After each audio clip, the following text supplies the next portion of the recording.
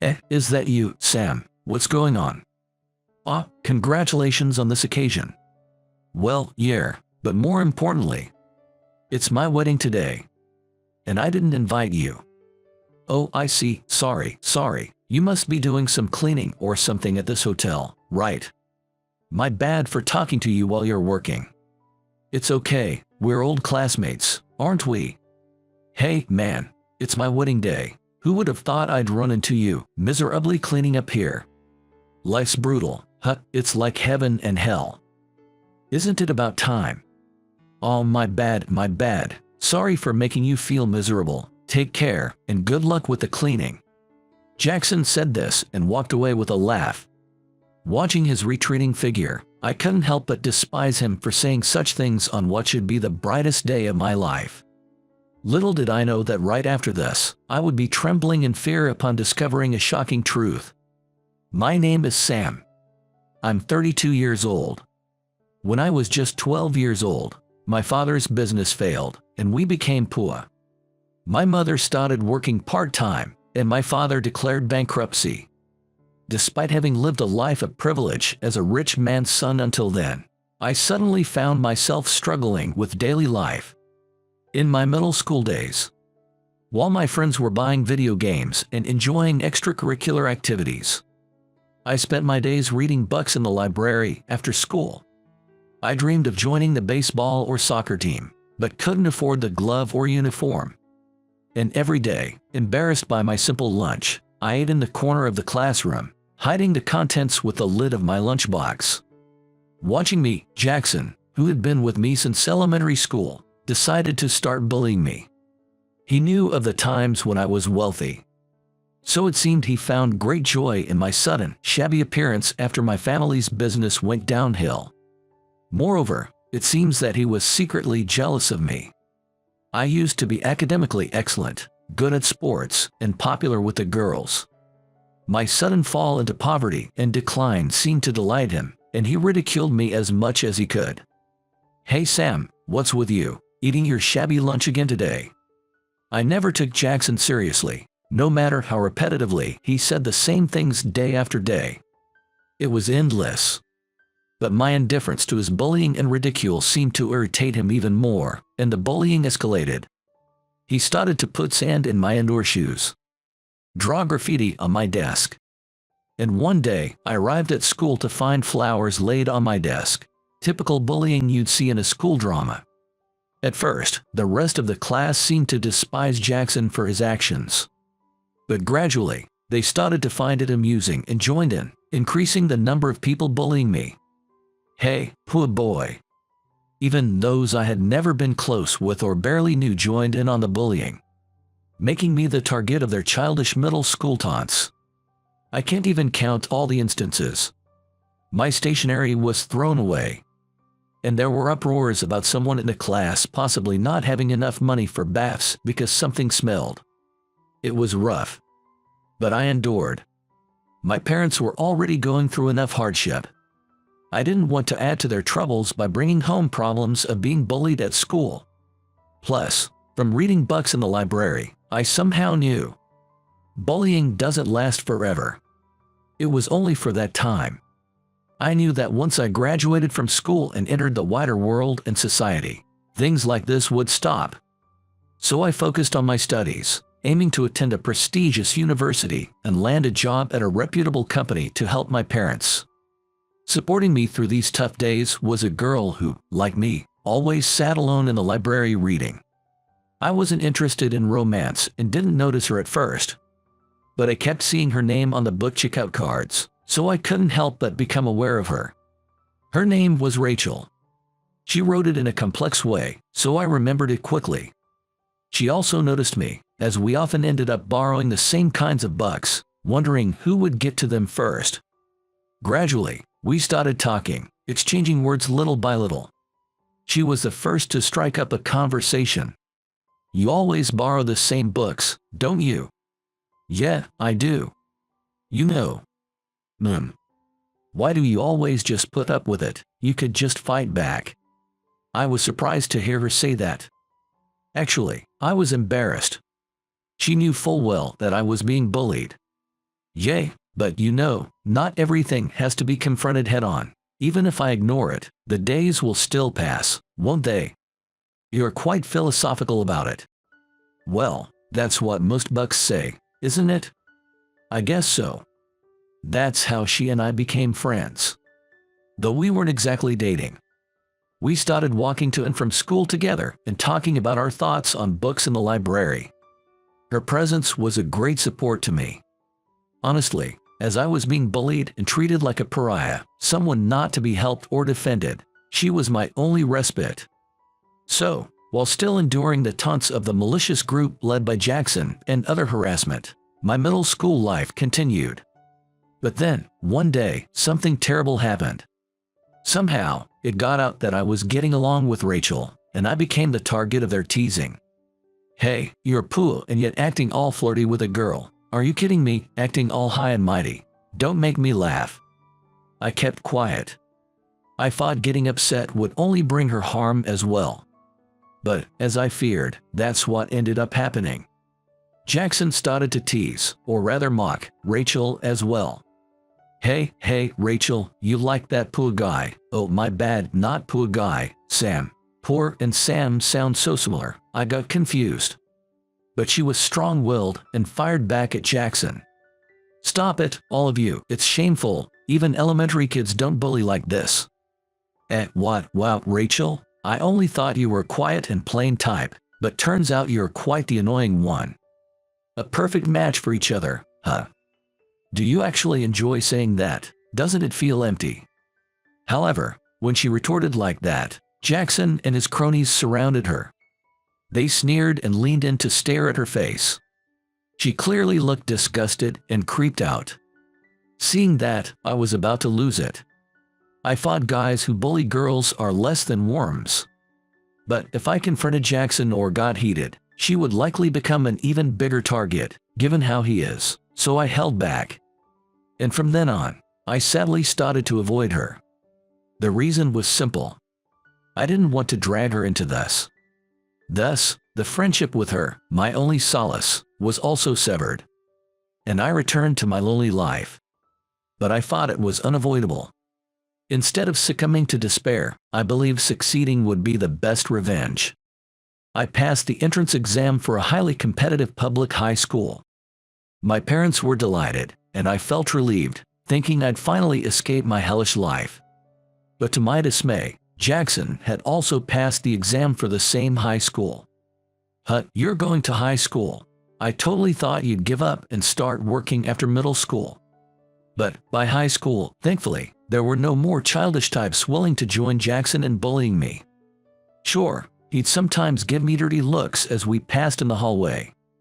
Compared to the bullying in middle school, however, that was nothing. I threw myself into my studies. And steadily, I improved my grades until I was ranked first in the entire school.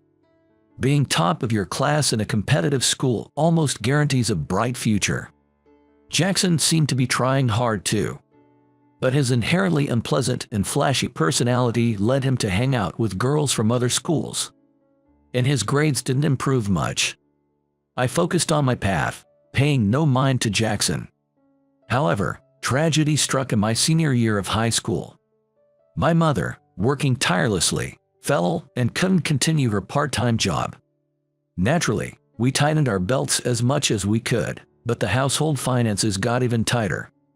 I'm sorry. What are you talking about, Mom? It's not your fault, I'll work.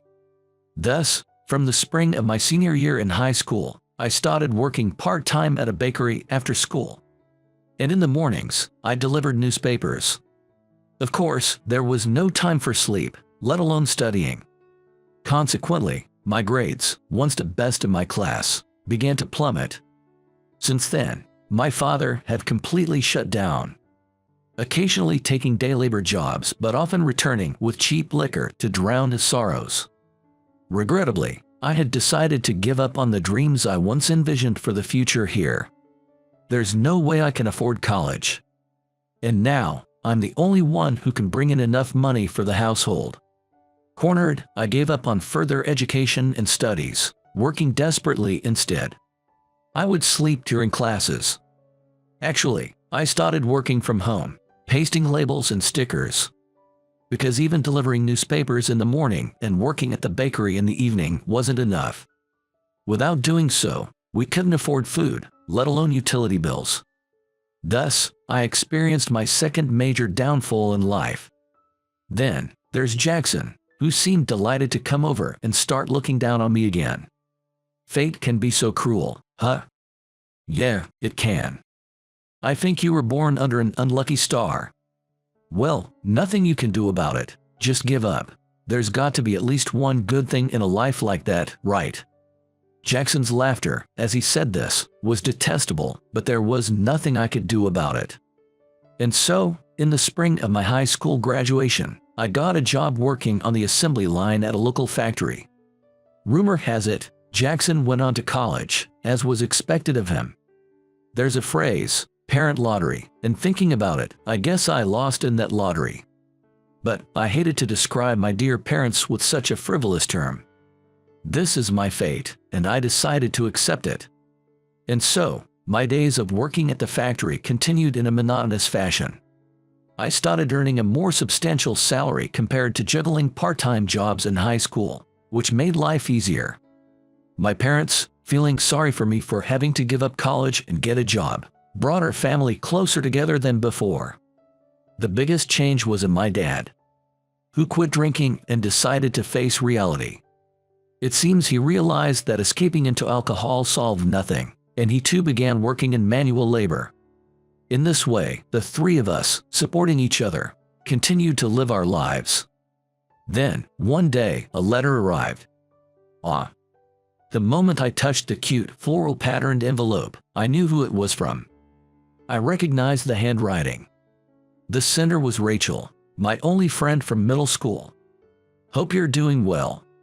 I've heard you've been through a lot since then. But I believe you're hanging in there. Would you like to meet up and talk sometime? It's like we're not even living in the modern era. Exchanging letters instead of using applications like Line or Twitter. But it was only through the alumni directory that I could find out about you. Tears nearly came to my eyes as I immediately replied. Thanks, I do have a cell phone, you know, looking forward to hearing from you. And so, she and I got in touch via cell phone and managed to meet up again. When she appeared at our meeting place, she had transformed into a beautiful woman. We were both 20 years old. Long time no see. Yeah, have you been well? At that moment, I suddenly noticed the fine tailoring of her dress and that her bag looked expensive. Honestly, I got my keen eye for such things from my mother. After my dad went bankrupt, my mom had to sell most of her clothes and bags to pawn shops. And what Rachel now had looked similar to what my mom used to have. I wondered if maybe she came from a wealthy family. But regardless, I was just really happy to see her again. And it seemed she felt the same way. So, we started to keep in touch again. And before long, we fell in love. I feel like it's fate that we're together. I wanted to be the one to say it. Oh, sorry, I take it back. It's okay, so, let me say it properly. Will you go out with me? And so, she and I started dating.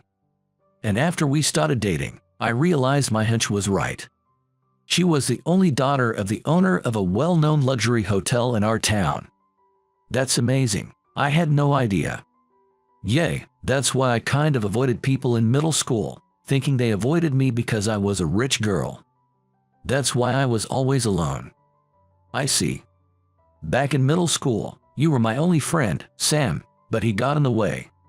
He referred to none other than Jackson, unforgettable for his interference. According to Rachel, he eventually went to a private university in the city. I'm glad he's gone from our hometown. Yay. And so, we continued our healthy relationship for several years, marrying when we both turned 30. The condition was that I would become the adopted son-in-law to take over the hotel. Since Rachel was an only daughter and there was no one else to inherit it. But that was fine by me, as long as I could be with the woman I love and become part of her family. Thus, I became the next president of the well-known luxury hotel in our hometown, marrying into Rachel's family. Some might call this marrying up, but I never felt that way. I just really loved Rachel. The hotel work was varied. It wasn't like the corporate image of sitting in an office stamping documents. I did everything from odd jobs up. If there was a politician's party, I helped prepare and even serve drinks with the staff. If a cleaner was ill, I would take the lead in cleaning. Organizing events, proposing ideas for dinner shows, mediating disputes among the housekeeping staff, I did it all. By earnestly engaging at ground level, I didn't want to be seen as a man who married the boss's daughter and couldn't do anything. I wanted to be acknowledged by all the staff and by Rachel's father, my father-in-law. But a shocking event happened 2 years later, while I was working hard. That day, as usual, we had bookings for weddings and receptions. Apparently, it was the wedding of a well-known company's employee and a local TV station's female anchor. The banquet hall was a large room, planned on a grand scale. Given the size, I figured I had to help out. And not to sound starstruck, but I was also hoping to greet the anchor, who always reads the news so refreshingly. The reservation was under the name Jackson. Though I felt a bit apprehensive to that name, it's common enough that I didn't dwell on it. Anyway, the plan was for the most expensive cuisine course and decorations from a famous urban flower arrangement shop, indicating an unusually lavish wedding by today's standards. This is going to be tough. We might not have enough staff for this, I thought. Yeah, we might need to call in some extra help. Thus, the wedding, likely to cost around $100,000, was steadily prepared. To be honest, just the labor costs alone were expected to put us in the red for this event. But we put our all into it, thinking that with so many people coming together for a grand event, which had become rare these days, the guests would surely enjoy themselves. The preparations with the other party seemed to be progressing smoothly, but reports have been coming in about how they were being incredibly demanding. Requests like wanting to change the already selected attire because it wasn't to their liking, or asking if the sound system could be arranged for a singer friend they wanted to invite, kept coming in one after the other. Honestly, some of the staff were getting fed up, saying, "We've had enough," but I kept encouraging them, reminding them we're doing this for the hotel. Come on, it's not just for the bride and groom. We've got local dignitaries coming as guests. Let's do our best for their sake too. There have been tough times for the hotel, like when foreign hotels entered the market or during the epidemic, but we all pulled together and made it through. So, we encouraged each other to give it our all this time too. Finally, the big day arrived.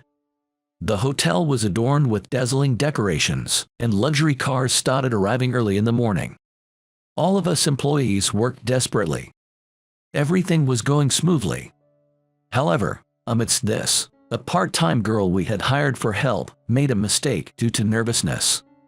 Incredibly, while moving a large wedding cake with a veteran, she stumbled, causing the cake to wobble dangerously. And unfortunately, the cake was ruined. The girl, pale-faced, apologized, saying, "I'm so sorry," and ran off crying somewhere. There were 2 hours left until the ceremony began, and we had 3 hours until the cake was needed. I immediately instructed the staff to start cleaning up and managed to call the bakery, hoping to get a replacement cake in time. "Hello, I'm really sorry to ask for something so unreasonable, but is there any way you could prepare a wedding cake within 3 hours? 3 hours. Requesting a giant-sized wedding cake to be prepared in just 3 hours was truly a tall order. However, our hotel has an inseparable relationship with that bakery, ordering a lot of desserts from them, so the owner promised to do whatever he could. Handling day of emergencies like this is part of the job. I returned to the scene where the cake had collapsed. Thinking I needed to cover up the evidence, I fetched a janitor's uniform from the back. "I'll take care of the rest. Everyone else, please return to your posts." Understood. Everyone, except for the girl who ran off crying, was a veteran staff member skilled in restaurant service. I thought it wasn't right to have them cleaning up cake at a time like this. So, after a significant cleanup, I was still desperately ensuring not a trace of whipped cream was left behind. as it couldn't be present at the wedding. While answering various questions about the wedding over the staff's walkie-talkies, I was fervently polishing the hallway to ensure the ceremony went off without a hitch. "How are you?" When I turned around, I saw Jackson standing there. That unforgettable, unpleasant face. I wondered if he had become a slightly better man since then. But his condescending attitude and manner of speaking seemed unchanged. "Oh, sorry to disturb you at work. Oh, are you doing the cleaning? That must be tough. You see, I'm getting married here today." "Is that so? Congratulations," I answered calmly. But Jackson wouldn't stop. "I sometimes wondered what you were up to after all this time. I mean, it's kind of tragic, isn't it, to be so academically gifted yet unable to afford college? You don't really hear about that kind of misfortune these days." I kept cleaning the hallway in silence. Questions from employees like "Boss, a politician has arrived" came over the walkie-talkie. Please direct them to the Phoenix room." While I responded to them, trying not to focus too much on Jackson's rambling, it seemed he didn't like being ignored. "Are you even listening, you poor high school grad? You are just here cleaning up, right? You do realize you have this job because of my wedding, don't you?" "Yes, that's right." "How much do you make a day?" "About $60. Good for you. Maybe you can treat yourself to something nice this week. Haha."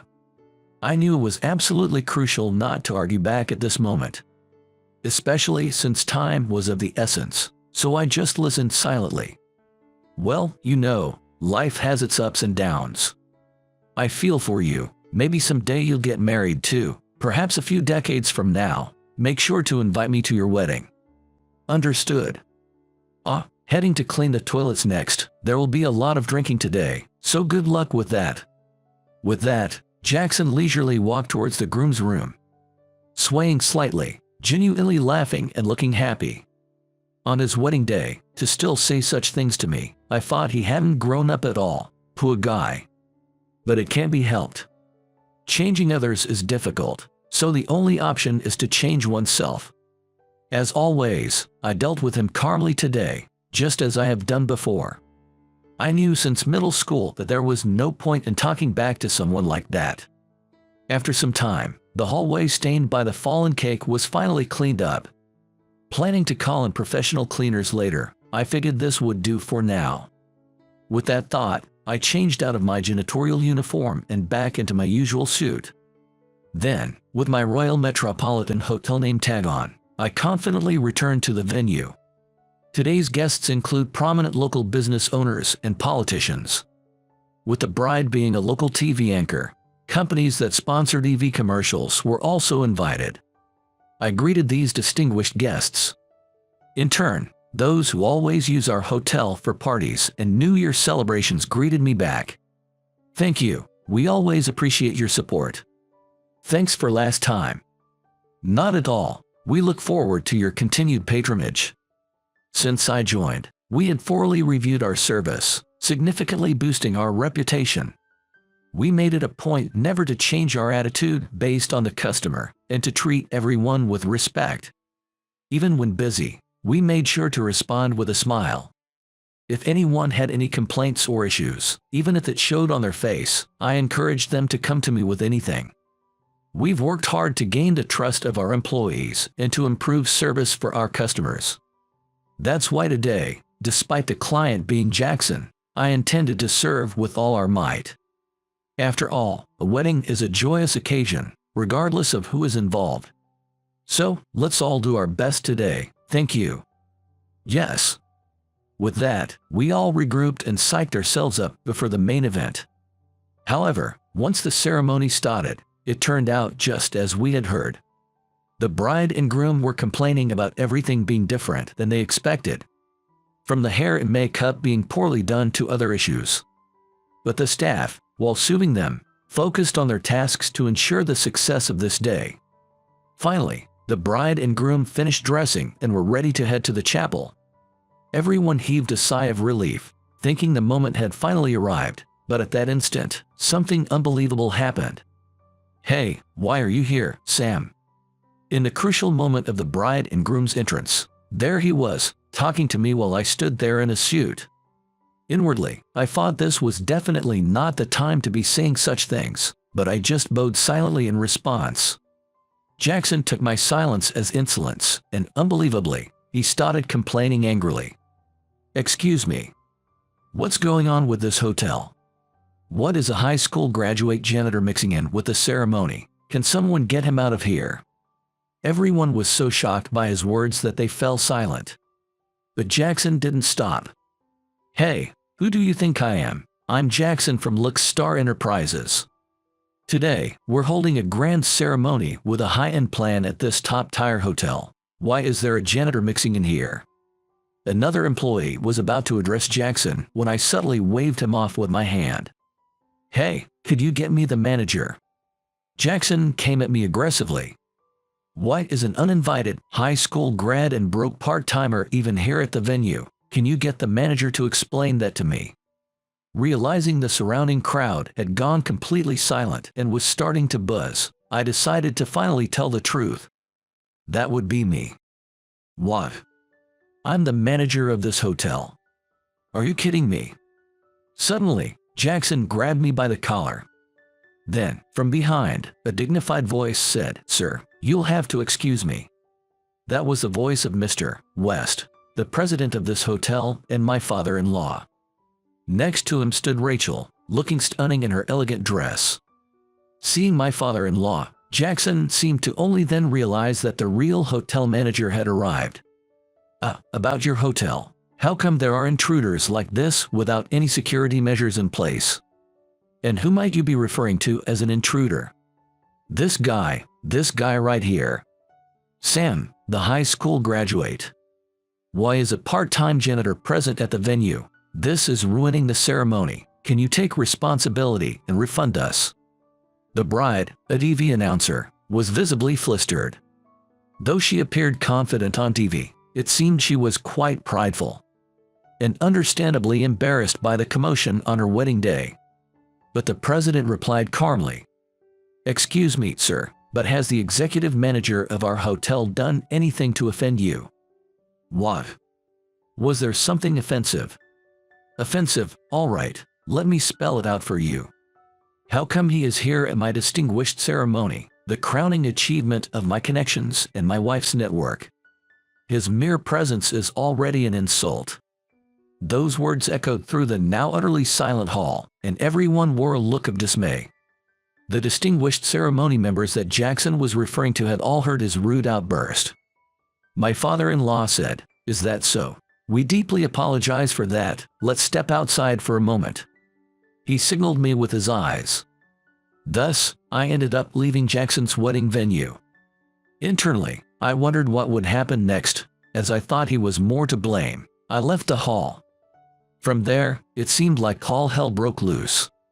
Upon learning that I was married to the heiress of the Royal City Hotel and the next president of the hotel, Jackson lost it, screaming, "Why, he's just a high school grad and broke, right?" Moreover, Jackson's vulgar and discriminatory outbursts were on full display to the presidents of companies that did business with him. One memorable incident was when the president of his company excused himself, saying, "I'm sorry, but I have to leave early," and then actually left the venue. After the president left, it was natural for his subordinates and other executives to follow suit. By then, Jackson started to realize the cold stares surrounding him, but it was too late. The front row tables emptied out. The ceremony's host, a colleague and announcer of the bride, tried to awkwardly proceed with the event. But as the evening wore on, guests began to leave in a hurry. Those who had come mainly to network at the venue now found themselves without purpose, yawning, stepping out to smoke, or making quick calls before leaving the event altogether. The wedding was a disaster. In the end, only the staff and a few of Jackson's mischievous friends remained. "What's going on here?" Well, I'm not really sure what the situation is." "What have you been saying to Mr. West, the executive manager?" "Mr. West, as in Sam. Do you have any idea how much station anchors like me rely on this hotel for hosting wedding ceremonies, especially when guests come in from the city?" We always turn to them for business. I'm aware of that. Then why on earth would you insult Sam, the hotel's future president? I can't believe it. How old are you, anyway? You're not a child. I didn't know. Ignorance is no excuse. Look, all our sponsors, who we've been taking care of, have left. The atmosphere in the venue was uncomfortably tense. What are you going to do now? What should I do? At that point, he reportedly started to sob. Up until now, he had played the part of a good son from a well-off family with a prestigious education, apparently putting on quite the act. His true colors shocked not only his wife but also her parents. They said, "You can't marry someone like that." Luckily, we hadn't registered the marriage yet, so consider it called off, and so, their relationship ended. But things got worse from there. After the wedding was called off and rumors spread about his meltdown at the venue, Jackson found himself increasingly ostracized by business partners asking for a change in representation, ultimately making his position at the company untenable. He chose to resign. He relentlessly insulted me and lost everything he had worked hard for in his life in an instant. To me, his actions were nothing short of foolish. But it was a case of reaping what he sowed. Thus, this incident became a legendary episode talked about in the hotel for a long time to come. It reaffirmed my resolve to live honestly and uprightly. One day, while discussing lobby renovation plans with a contractor in the lounge, I noticed a man sitting alone, hunched over. It was a weekday at 2 p.m., a time usually dominated by women or business-looking men. So this man, in his worn hoodie and jeans, unkempt beard, and messy hair, stood out significantly. However, I didn't pay much attention and continued my conversation until that man suddenly looked over. Our eyes met, and I stared at him intently. He glared back with a look of resentment. To my surprise, it was Jackson, completely unrecognizable from his former self. I had heard he lost everything, but to see him degraded so much in just a few months was shocking. I couldn't just leave him there staring, so I excused myself from the meeting and sat down at his table. Then I asked, "What happened to you?" Jackson seemed unsure why he had come, hesitating to speak. It wasn't to apologize, nor to cause a scene. Perhaps it was just to return to the place where he had lost everything. I sat with him for about 5 minutes, but as Jackson remained silent, I felt it was a waste of time and decided to leave. "Sorry, I'm a bit busy, so I'll be going." Then, as if squeezing out the words, Jackson asked, "Could you treat me to this iced coffee?" Silently, I grabbed the leather holder containing the slip and walked away, leaving him with a "take care" over my shoulder. Jackson shuddered, looking like he was about to cry. I thought I would never see that face again.